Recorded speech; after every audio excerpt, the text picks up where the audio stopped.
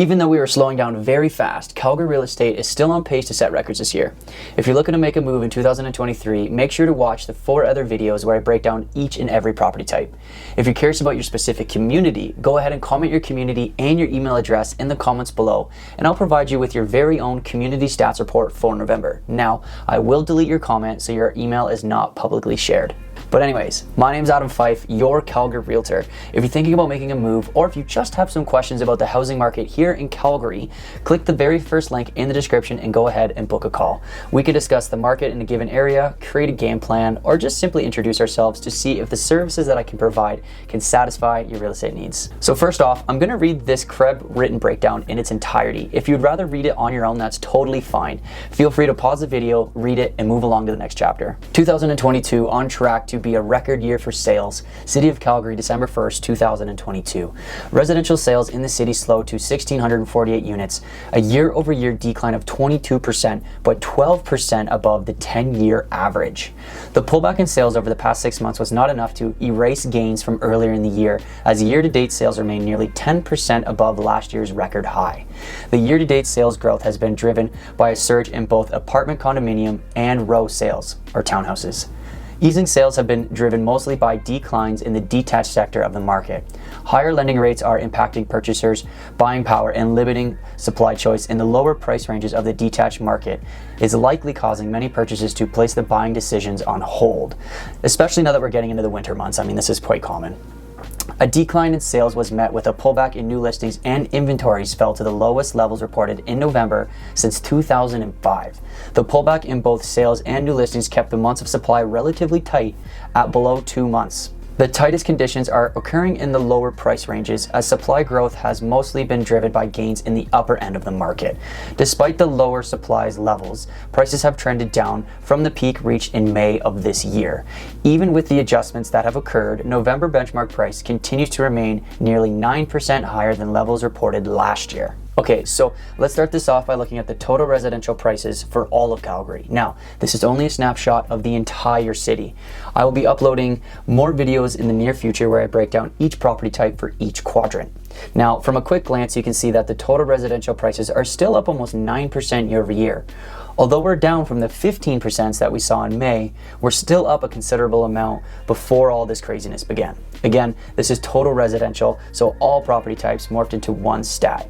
Next, let's take a peek at total sales and inventory for all of Calgary. Now, this chart is looking back at previous Novembers dating back 15 years. For those of you who can remember 2013 and 14, those were some of the hottest years on record. Now, last November was when this all began, and you can see that last year we easily outpaced 2013 and 2014, whereas this year we are quickly heading back to our normal monthly sales numbers for November. So moving along, let's see, if we take a peek at inventory, or the number of homes left over at the end of the month, you can see that not only are our sales way down, but our inventory is at a record low as well. Now, the only other November that saw this little of inventory was in 2013, but the massive difference there was that 2013, the sales were through the roof, causing a quick spike in prices, where this year sales have greatly fallen, causing somewhat of a decrease in prices. Next, this map showcases the total residential prices for every quadrant in Calgary, so all property types in that quadrant combined into one stat. You can see that the north, northeast, and east have seen the biggest increases in price, with 13 to 14% year over year, whereas the city center, while still seeing an increase of 4.6%, is the lowest in all of the quadrants. I would also like to mention that the city center has been on an absolute wild ride this year, and it's been pretty crazy to watch unfold. If you look at that arch compared to all the other blue arrows, the prices went crazy this summer, but very quickly decreased in the past few months in city center specifically. Okay, so let's start to paint a picture of what is happening here month over month. Again, this is total residential. If you're interested in a specific property type, just make sure to browse my channel and go to those specific videos. This snapshot here is the stats from January to December, both this year and last year. Now, first we can see that the month of November is the 6th month in a row to see a decline in the benchmark price. It is steadily decreasing, yes, of course, but we're still up $41,000 compared to November of 2021. It will be very interesting to see just how high they will increase these interest rates. Moving along, it's pretty obvious that sales, new listings, and inventory have all declined. Now, it is great to see inventory declining at the same rate, because if inventory was increasing and sales were decreasing, the prices would decrease faster. Days on market is stubbornly staying at 40 days, which is pretty solid. It's not the highest it's been all year, but it is good to see. Now, even though the numbers are decreasing, the market is still moving. Not as fast as the 20 days that we saw in March, but homes are still selling around that 1 month mark. Again, this is total residential. You will need to break it down into individual property types and areas to get the full picture for your personal situation. Using these charts and these standalone stats by themselves can actually be very misleading, as different property types in different quadrants are moving at different paces. So just make sure to get the full picture, not just the one-off percentages that you see on the news, they calling out the market slowing down, yada yada, that are another. Don't base your buying or selling decisions on a couple of fluffy stats. Your community could actually be in a buyer's or even a seller's market. So all I'm saying is just try to get the full picture. Okay, so let's figure out which quadrants are moving quickly and which ones are slowing down greatly. Now, here is a graph that visualizes every property type in every quadrant. Months of supply is an equation which indicates how long it would take that property type to sell all its current homes for sale based on current buyer demand in that area. From a quick glance, you can see that detached homes in the city center and semi-detached homes in the east are clearly in a buyer's market, whereas detached homes in the southeast, south, northwest, and north all still seem to be in demand. That plus the apartments in north and northeast, as well as semi-detached homes in the north and northeast, and we'll add townhouses in the west, northwest, and north. Now, this is their quadrant as a whole. I just went over that very fast, but we can see that some areas are still in demand, but communities within those quadrants would be your next step to figure out what the negotiation process would or could look like in that given area. Now, let's be clear, affordable products in Calgary, so the things priced between $250,000 and $500,000 are still in strong demand.